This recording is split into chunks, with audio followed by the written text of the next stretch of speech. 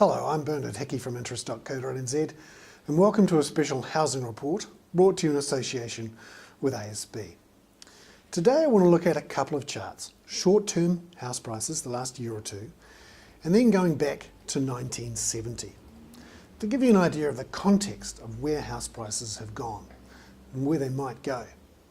Firstly, let's look at this short-term chart showing quotable values measure of house prices overall in New Zealand.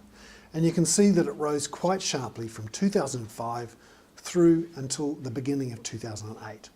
And then it's been falling, although right at the end here in May and June, it started to rise again, although just slightly. And you can see that house prices have fallen around about 10% from the peak at the beginning of 2008. The question is, will that tiny little rise right at the end of the line mean that it's on the way back? I don't think so. I think there's room for further falls in prices, and straight lines are rare in house price charts. And then secondly, and this is partly to reinforce my point, you can see here what happened over the long run with house prices going back to 1970.